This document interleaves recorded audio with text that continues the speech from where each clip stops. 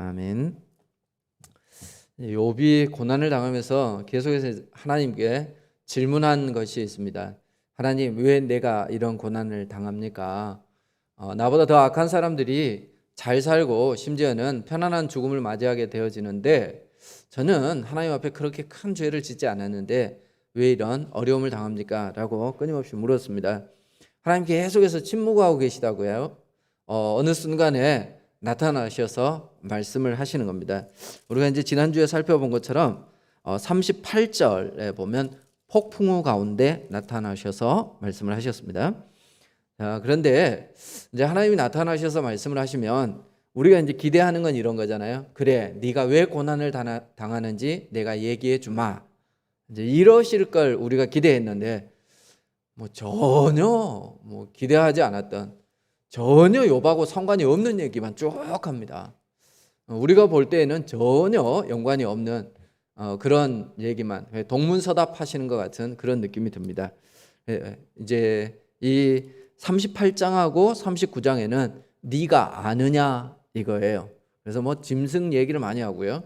앞서서는 어떤 창조에 대해서 이렇게 말씀을 해요. 하나님이 창조하신 것, 그리고 하나님이 세상을 창조한 그 창조물들 가운데서 일어나는 현상들, 자연 현상이나 아니면 동물들, 이런 것들에 대해서 말씀을 하신단 말이에요.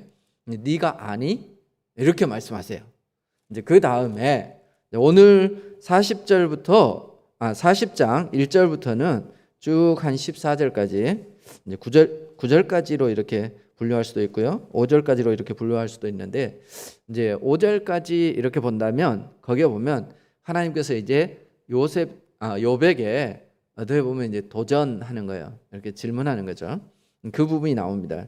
욥을 뭐라고 표현하냐면 트집 잡는 자 이렇게 표현해요. 2절에 보면 트집 잡는 자 이렇게 말씀하고 있습니다. 그리고 8절에 보면 내가 공의를 부인하느냐 내 의를 세우려고 이렇게 표현합니다. 그래서 너는 스스로 네가 의롭다고 생각하는구나. 그래서 이 욥은 하나님께서 하시는 일에 대해서 트집을 잡으려고 하는 사람으로 하나님이 말씀하시고요. 그리고 또 자기 의에 사로잡혀 있는 사람, 그래서 자기가 판단하는 것이 다 옳다라고 생각하고 자기가 행하는 것이 다 옳다라고 생각하는, 실제로 욥은 그래요. 우리가 이제 보면 욥이 하나님께서 사탄에게 1장에 보면 이야기를 소개하잖아요. 하나님을 경외하고 악에서 떠난 자, 이렇게 하나님도 그렇게 인정할 만한 사람이에요. 근데 그가 행하는 게 그래요.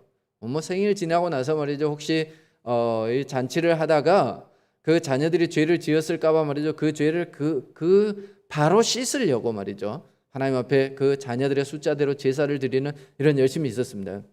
그러니까 그 스스로 생각할 때도 나는 하나님 앞에서 의롭다. 엘리바스, 빌닷, 소발 이 세 친구가 저지른 잘못은 뭐냐 하면 모든 것이 하나님께서 인과응보적으로, 그러니까 어떤 원인이 있으면 결과가 있다는 겁니다. 악에 대해서는 하나님 징계하시고요, 선에 대해서는 상을 베푸신다. 그러니까 고난을 당하는 것은 그 고난의 이유가 전부 다 악한 행위 때문에 있다, 이렇게 얘기를 했는데 욥이 아니다라고 얘기를 했지만 자기 말을 들어보면 욥도 똑같아요. 욥도 한 얘기가 그거야.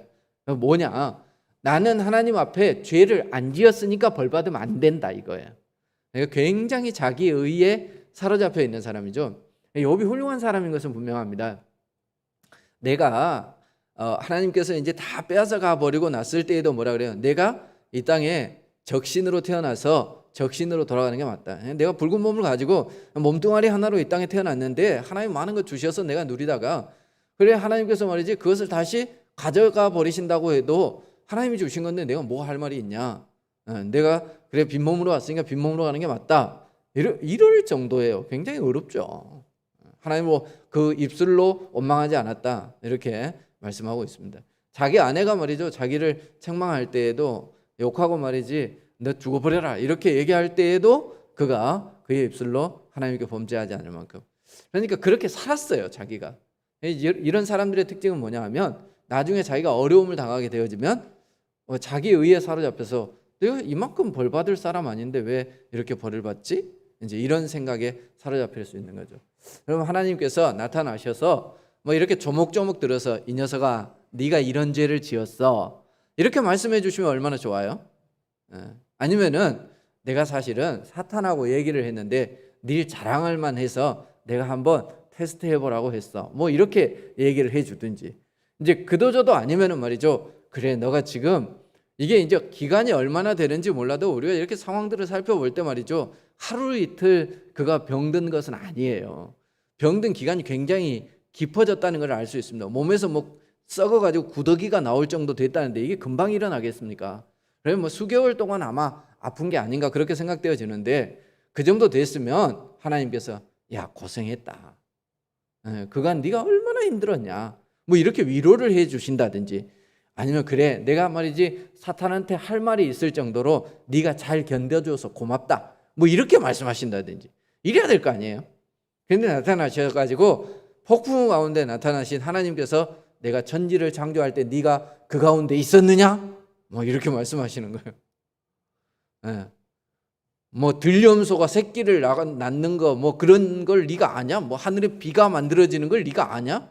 뭐 네가 뭐 들소를 이렇게 잘 길들여 가지고 이렇게 서로 부려 먹을 수 있느냐? 뭐 이렇게 자꾸 하나님께서 말씀하시는 거예요.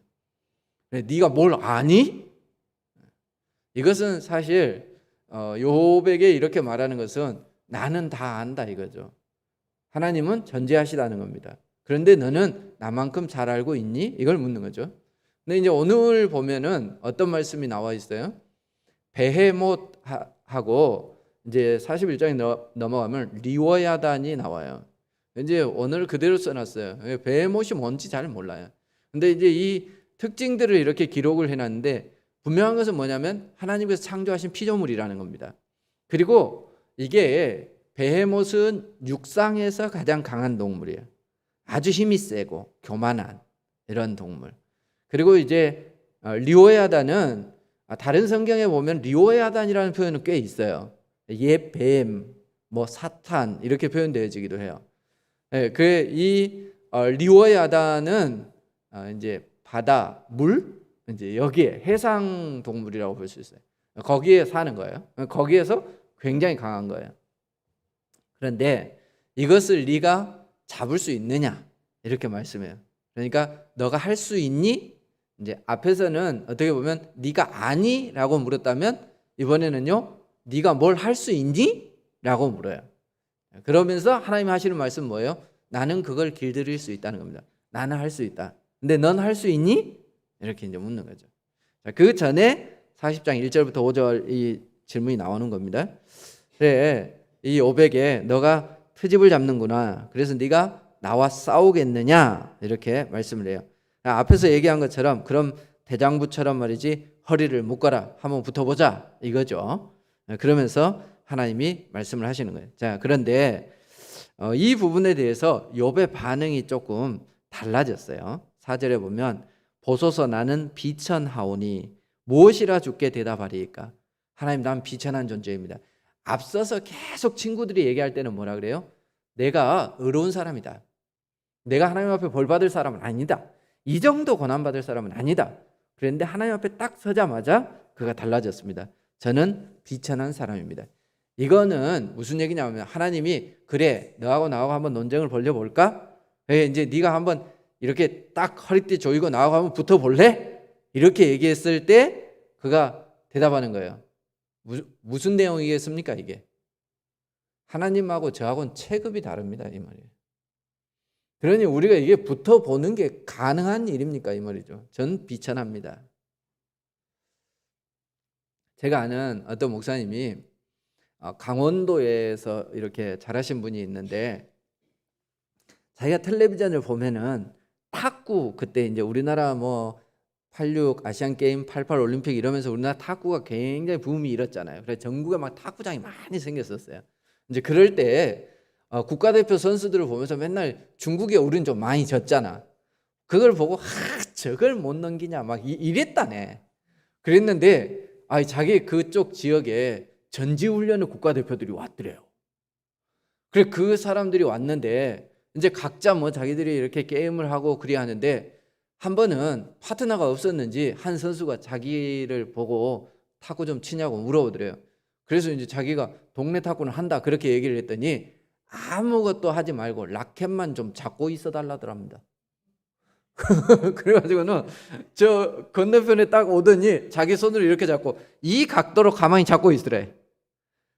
그러더니 저쪽에서 말이죠, 자기 혼자 치더랍니다. 그 라켓에 딱 맞춰가지고 자기는 아무 짓도 안 하는데 넘어가더라네. 넘어가는 걸 지가 또 쳐가지고 나한테 맞춰가지고 넘기고 또 쳐가지고 넘기고 이러더랍니다. 그래서 자기가 살짝 한번 움직여볼까 싶어가지고 살짝 움직여봤다네. 그래도 여전히 자기가 움직이는 쪽으로 그대로 맞춰서 넘기더라는 겁니다. 그럴 때 자기가 생각했답니다. 야, 이래서 국가대표구나. 자기가 텔레비전에서 볼 때는 아이 저 서브를 못 받아 저걸 못 쳐내? 이렇게 얘기했는데 쳐보니까 야, 나하고는 급이 다르구나. 이걸 느꼈다는 겁니다. 하나님이 말이죠, 욥에게 나타나서 아무 설명도 안 했습니다. 하나님이 나타나셔서 그냥 네가 뭘 좀 알아? 네가 뭘 좀 할 줄 알아? 이렇게 말씀하신 거예요. 그런데 그것뿐이었는데 욥은 그 가운데서 말이죠, 할 말을 잃어버렸어요. 자기가 가지고 있던 모든 의문들이 하나님 만나는 그 순간에 더 이상 물을 거리가 아닌 거예요. 내가 왜 이런 의문을 가졌을까 싶을 정도로 아무것도 아닌 거예요. 그냥 하나님 만나는 그 순간에 모든 것이 다 해결되어져 버린 것이죠. 욥은 사실은 하나님 만나고 말이죠, 꾸지람만 들었어요. 여기 보면 38장부터 41장까지 네가 뭘 좀 아느냐, 할 줄 아느냐 이러고 하나님이 계속 질문만 합니다. 질문만. 근데 이제 우리 성경에는 물음표가 안 나와 있어요. 우리 성경은 그냥 이 시도 계속 종이에 아끼려고 말이죠, 산문처럼 써놔버렸어요. 그런데 욥기는 이 시가서에 해당되어집니다. 산문도 있지만 대부분이 시로 돼 있어요. 특별히 논쟁하는 이 부분은 시로 돼 있어요. 그런데 이걸 그냥 이렇게 써놓은 거지. 그리고 질문이 있으면 우리는 원래 물음표 써야 되는 거잖아. 느낌표 써야 되고 그게 없어. 그러니까 몇 가지나 물은 잘 몰라. 그런데 이제 영어 성경 같은 경우에는 물음표를 붙여놨어요. 그러니까 혹시 여러분이 기회가 되면 영어 성경을 한번 봐보세요. 물음표가 몇 개나 되나. 어떤 목사님 그걸 세봤다네. 그랬더니 71개더래. 그러니까 하나님이 나타나가지고 말이죠, 이 욥에게 71번에 질문만 계속 했어요. 근데 그 질문이 말이죠, 좋은 질문이 아니라 에이구 니까짓 게 뭘 아냐, 니까짓 게 뭘 할 수 있냐, 말하자면 이런 거예요. 꾸지람이에요, 꾸지람. 근데 그 얘기를 듣고 나서 만약 친구들이 그렇게 얘기했다면 욥이 뭐라 그러겠어요? 한판 붙어보자. 그리고 또 뭐라고 말을 했을 거야. 근데 하나님이 물었어요. 그런데 그 꾸지람을 듣고 나서 욥이 고백한 게 뭡니까? 저는 비천하오니 내가 입이 있는들 어떻게 대답을 하겠습니까? 그래서 내 입을 가리울 뿐입니다. 이렇게 표현하고 있습니다. 우리가 하나님을 안 만나서 그런 겁니다. 하나님을 제대로 몰라서 말이죠, 우리가 어려움이 있으면 하나님을 원망하기도 하고 내 인생을 왜 이리 꼬이게 하나님이 만들어놨어? 다른 사람의 인생은 멋지게 계획해 놓으셨으면서 하나님은 왜 내 인생은 이렇게 만들어놨어? 라고 얘기를 하는데 하나님 한번 딱 만나고 나면요, 우리가 그냥 입을 가릴 뿐인 거예요. 아무 할 말도 없게 되어지는 것이죠. 그래, 하나님께서는 말이죠, 욥에게 고난을 허락해 주셨는데 그 고난을 허락하신 이유를 분명히 말씀하시지는 않았습니다만 그냥 만나는 것 자체로 문제가 다 해결되어졌어요. 우리가 잘 알고 있는 이제 신약을 대표하는 전도자가 바울입니다. 바울은 처음에 하나님을 안 믿었자, 예수님을 안 믿었잖아요.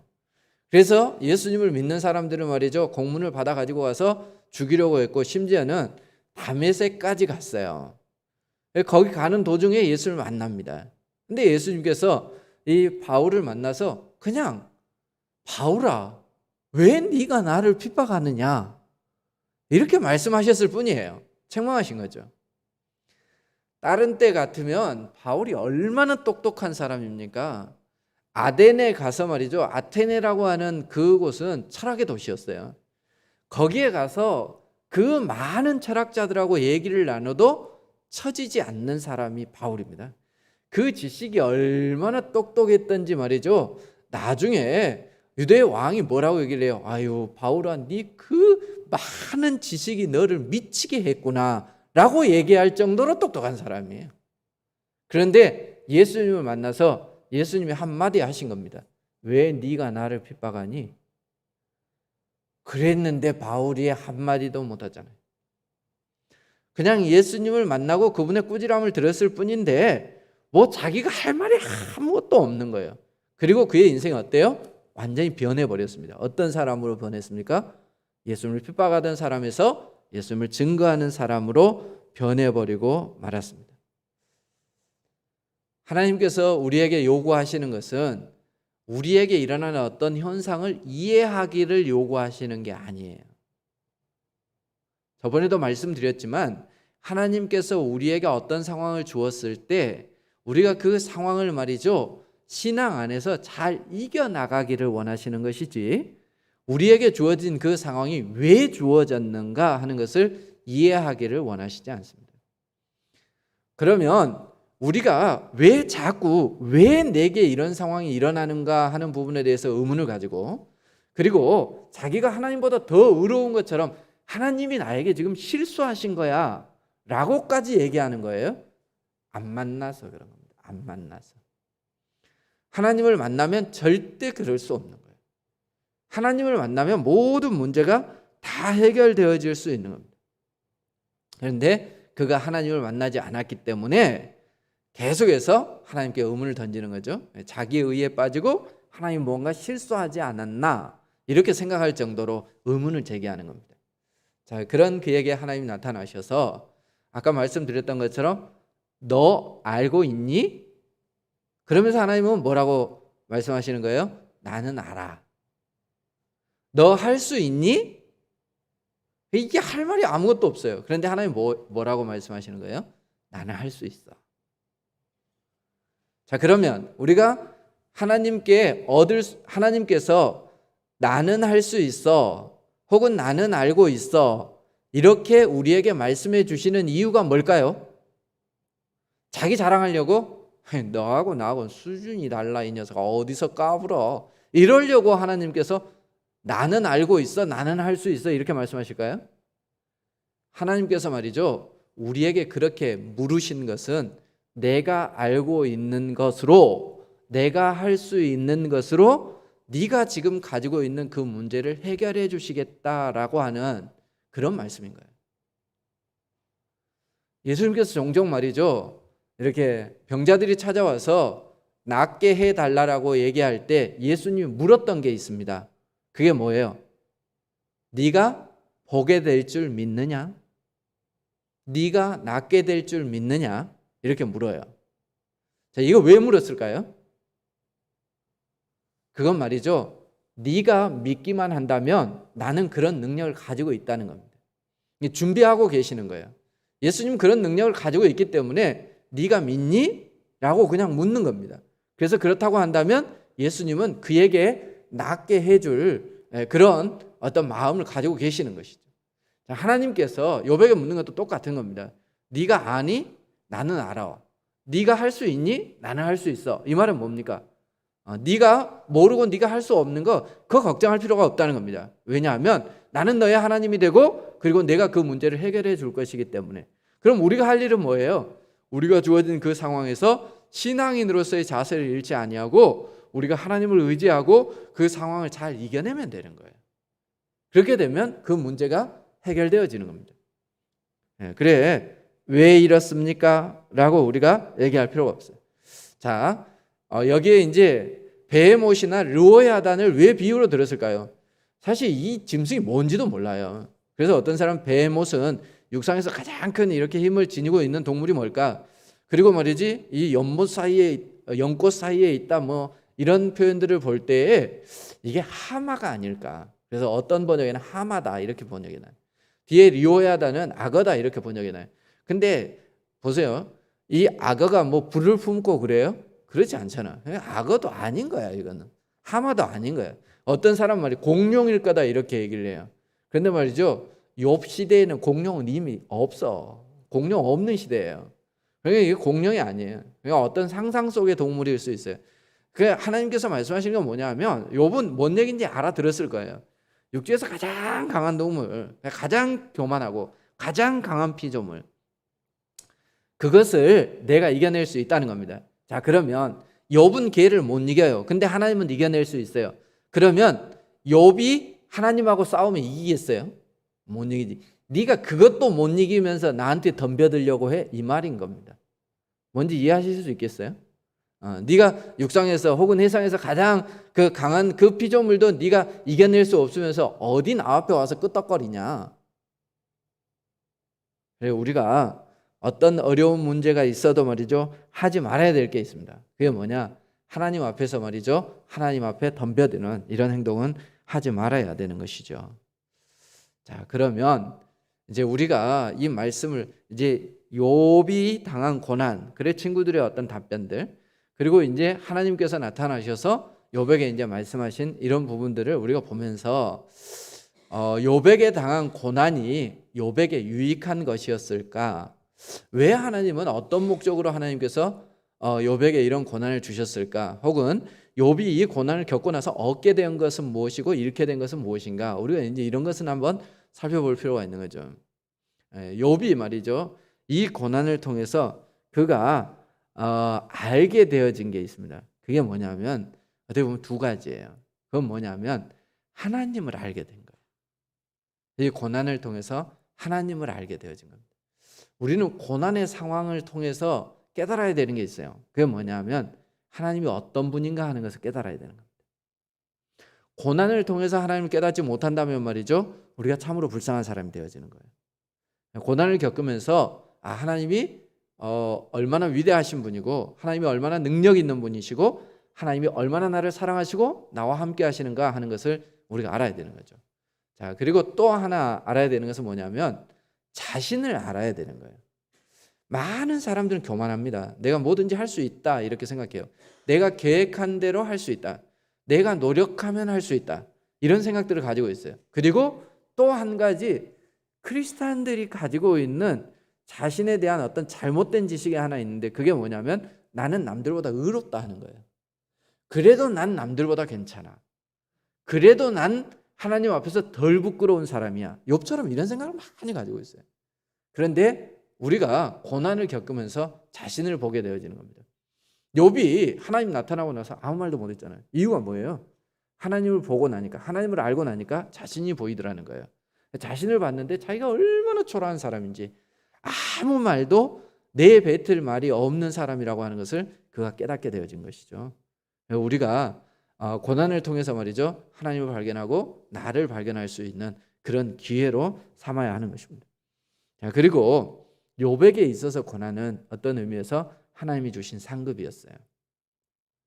왜 그랬느냐? 우리가 이제 1장에서 본 것처럼 하나님께서 말이죠, 이 사탄에게 욥을 네가 유의하여 보았느냐? 이렇게 물어요. 그리고는 욥만큼 거룩하고 경건한 사람이 없다라고 자랑을 하는 겁니다. 하나님께 인정받은 사람이에요. 다른 사람은 시험 받지 않았어요. 근데 욥은 말이죠, 시험을 받았어요. 이제 어떤 그 아들을 키우는 아빠가 있는데 우리가 갔더니 자랑을 하는 거예요. 이제 아들이 이제 막 3살, 4살 이밖에 안 돼. 조그만한 애예요. 근데 얘가 힘이 세다는 거예요. 그래가지고는 방문 사이에 이렇게 이제 철봉 이렇게 걸어놓은 거 있잖아요. 거기에다가 이 녀석이 얼마나 힘이 센지 그러면서 이렇게 살짝 이제 높이가 있는데 거기에다 얘를 이렇게 딱 잡게 하는 거예요. 자기 아들이 충분히 그 철봉에서 견딜 수 있다는 거지. 서너 살밖에 안 됐는데. 그래 우리가 얘가 힘이 없으니까 옆에서 혹시 이렇게 떨어질 때 넘어지면 어쩌냐, 잡아줘야 되지 않냐 이랬더니 걱정하지 말라는 거예요. 그리고는 얘가 말이죠, 땀을 삐질삐질 흘리면서 그 녀석도 말이죠, 막 그냥 버티려고 애를 써. 오랫동안 버티고 있더라고. 그리고는 말이죠, 손이 탁 낮았어요. 그래서 저거 떨어질라 다칠라 이런 생각을 했는데요, 착시를 딱 해. 딱 떨어지면서 딱 쓰는 거예요. 그러니까 아빠는 말이죠, 이 녀석이 철봉에 이렇게 매달아 놔도 탁 떨어지지 않고, 그리고 말이죠, 떨어져도 제대로 안 다치게 떨어질 걸 아는 거예요. 그래서 거기다 딱 매달아 놓는 거예요. 하나님이 말이죠, 욥을 그렇게 인정한 거예요. 얘는 사탄에게 내 맡겨놔도 괜찮을 애다. 얘는 절대 넘어지거나 쓰러지거나 그럴 애가 아니다. 어떤 상황에서도 나를 배신할 그런 인물은 아니다. 얼마나 하나님께 인정받는 겁니까? 그러니까 욥은 그 고난을 통해서 말이죠, 그 고난 자체가 하나님께 인정받는 행위였다라고 하는 것을 알 수 있습니다. 어쩌면 하나님께서 우리에게 고난을 주실 때에도 하나님은 우리를 그렇게 신뢰하시는 겁니다. 이런 고난 정도는 너가 충분히 이길 수 있지 않니? 이런 건 너가 이겨내고 나를 떠나지 않고 오히려 그 고난 가운데서 나와 너 자신을 발견할 수 있는 기회로 삼을 거라고 난 믿는다. 하나님 그래서 말이죠, 우리에게 고난을 주시는지 모릅니다. 그런데 우리가 그것을 그 고난 가운데서 하나님을 실망시키는 사람이 되어져야 되겠습니까? 하나님을 실망시키지 않고 우리가 욥처럼 끝까지 고난을 잘 이겨낼 수 있는 그런 우리들이 되어지기를 바랍니다. 그리고 이제 또 하나는 인생의 고난은 말이죠, 하나님이 이렇게 우리를 테스트하는 이런 경우들도 있지만 사실 더 무서운 것은 사탄이 우리를 공격하는 거예요. 그건 뭐 인정사정 안 봐주는 거죠. 욥을 한번 봐보세요. 욥을 만약 하나님이 시험을 하셨다면 그렇게까지는 못했을 겁니다. 안 하셨을 거예요 아마. 한번 생각해 보세요. 아무리 하나님이 시험을 한다 그래도 말이죠, 하루아침에 집안이 다 망해, 자식이 하루아침에 다 죽어, 자기는 말이죠 몹쓸 병에 걸려, 아내는 떠나버려. 이게 그냥 하루아침에 일어나. 하루아침에. 우리가 이제 그럴 때가 있잖아요. 뭐 내가 예를 들면 출근한다. 출근을 해. 근데 출근을 하다가 가다가 사고가 났어. 그런데 말이야 회사에 갔어. 근데 회사에 갔는데 말이죠 중요한 프로젝트를 준비하고 있었는데 그게 아주 잘못돼 버렸어. 조금 있으니까 집에서 연락이 왔어. 집에 불이 났대. 이게 하루아침에 다 일어났다고 생각해 보세요. 그것만 미쳐버릴 거예요. 그런데 말이죠 그 정도가 아니잖아요. 집안이 홀라당 망해버리고 자식들은 다 죽어버리고 자기는 병들어버리고 미치는 거지. 이걸 하나님이 계획하셨다는 게 이건 생각할 수 없는 거잖아요. 사탄이니까 이러는 거예요. 그런데 하나님께서 우리를 말이죠 테스트하시고 우리를 훈련하실 때는 이렇게까지 하지 않으세요. 선수를 그 감독이나 코치가 트레이닝 할 때는 말이죠 망가지게 훈련시키지 않습니다. 단련하기 위해서 훈련을 합니다. 그래서 정말 나중에 진짜 경기에 나가서는 그것을 충분히 감당할 수 있도록 훈련을 시키는 거예요. 우리에게 하나님께서 말이죠 고난을 주신다면 그것은 뭐냐, 앞으로 더 큰 고난을 이겨낼 수 있도록 우리를 훈련시키는 과정이다. 이렇게 우리가 생각해야 되는 것이죠. 그래, 우리가 상상할 수 없는, 우리가 이해할 수 없는 그런 어려움이 우리에게 닥칠 때가 있습니다. 그러할 때 우리가 생각해 봐야 돼요. 욥이 그 고난을 그가 이해하지 못했지만 하나님을 만나고 나서 모든 것을 다 해결받은 것처럼 말이죠. 우리도 그럴 때에 해야 하는 게 있습니다. 그게 뭐냐? 하나님을 만나는 노력을 해야 됩니다. 욥이 계속 던진 질문이 뭐예요? 하나님, 왜 나에게 이러십니까? 대답 좀 해주세요. 이게 이제 욥이 계속 던진 질문입니다. 근데 제가 이렇게 생각해 보니까 하나님은 그 상황에서 뭐라고 욥에게 계속 말씀하셨을 것 같아요? 그랬을 것 같아요. 네가 왜 고난을 당하는데 나를 찾아오지 않느냐? 욥은 희한하게 말이죠. 믿음이 좋은 사람이었는데 고난 가운데 그가 금식하며 하나님께 기도했더라 이게 없어요. 그저 친구들하고 변론만 했어요. 그러는 과정에서 하나님을 원망만 했어요. 하나님 왜 대답해 주지 않습니까? 그런데 하나님께서는 그러셨을 것 같아요. 너 왜 나한테 와서 기도하지 않니? 왜 나를 찾아오지 않니? 우리는 고난 가운데서 왜 이런 일이 일어났을까라고만 생각하고 있지는 않습니까? 그런 가운데 하나님께 찾아가십시오. 자, 그럼 하나님께서 말이죠 우리의 삶의 문제를 해결해 주시는 것입니다. 예수님께서 왜 이 땅에 오셨습니까? 우리가 당하는 가장 큰 고난의 문제들을 해결해 주시기 위해서 예수님이 이 땅에 오신 분입니다. 우리의 죽음의 문제를 해결해 주시기 위해서 그분은 이 땅에 오셨습니다. 우리는 계속해서 자기 의의를 내세워서 교만해요. 왜 나에게 이런 일이 일어납니까? 그런데 말이죠, 하나님 그분은 자기가 충분히 능력이 있고 대접받아 마땅하고 영광받아 마땅하실 분인데도 불구하고 자신을 끝없이 낮추셔서 이 땅에 오셨어요. 왜? 우리를 대신해서 십자가에서 돌아가신 것이죠. 우리는 자기의 의를 주장하는 동안에 예수님은 우리의 죄를 대신하신 것입니다. 우리가 정말 예수님을 닮은 제자라면 말이죠, 우리의 의를 내세우거나 혹은 고난 가운데 하나님을 원망할 것이 아니라 내가 스스로 해결할 수 없는 문제가 있다면 나는 할 수 있어, 나는 알고 있어 라고 하는 하나님께 찾아가십시오. 그리고 말이죠, 그분은 얼마나 친절하신지 우리를 위해서 낮아지고 우리의 문제를 충분히 해결하기 위해서 팔을 걷어붙이고 달려드실 분이라고 하는 것을 기억하십시오. 그렇다면 우리가 고난 가운데 원망만 하고 있지는 않을 것입니다. 네, 욥은 사실은 하나님께 칭찬받은 사람이었지만 모범적으로 고난을 잘 이겨냈다 이렇게 보기는 사실 좀 힘들어요. 우리가 이제 욥기를 전체적으로 사람들이 평가할 때 의인의 고난, 그래서 욥이 고난을 잘 이겨낸 것처럼 이렇게 표현하고 있지만 사실 중간중간 우리가 볼 때 위태한 부분들이 많이 있었어요. 그리고 그는 하나님을 찾거나 이러지는 않았어요. 하지만 우리는 이 욥을 보면서 말이죠, 고난의 순간에 하나님을 찾을 수 있는, 그리고 이것이 분명히 하나님은 나를 생각하셔서 나를 위해서 나를 인정하시기 때문에 나에게 허락하신 고난이다 하는 것을 우리가 어떻게 보면 그런 것 때문에 자긍심을 가지고 말이죠, 그 고난을 함께 해주실 하나님께 기도하고 또 그 하나님과 함께함으로 이겨낼 수 있는 우리들이 되어질 수 있기를 바랍니다. 기도하겠습니다. 하나님, 우리가 하나님을 배웁지 못할 때에는 우리에게 닥치는 모든 것들이 의문투성이고, 그리고 우리가 하나님을 배웁지 못할 때에는 내가 하는 모든 일이 의롭고 내가 하는 모든 결정이 정당한 것으로 그렇게 생각할 때가 있습니다. 하지만 하나님을 배울 때 우리가 얼마나 초라한 존재인지 깨닫게 되어지고, 하나님을 배울 때 우리가 가지고 있는 모든 의문이 아무런 문제도 아닌 것으로 여겨질 줄 믿습니다. 그러므로 우리가 어려운 순간일수록 하나님을 찾는 저희들 될 수 있도록 도와주옵소서. 고난의 해결이 내게 있는 것이 아니라 하나님께 있는 줄 알고 하나님을 만나면 해결되어지는 줄 알고 우리가 모든 고난의 순간에 하나님을 만나기를 구하는 그런 삶을 살아갈 수 있도록 도와주옵소서. 우리 성도들 가운데 어려움 중에 하나님을 찾는 성도들이 있습니까?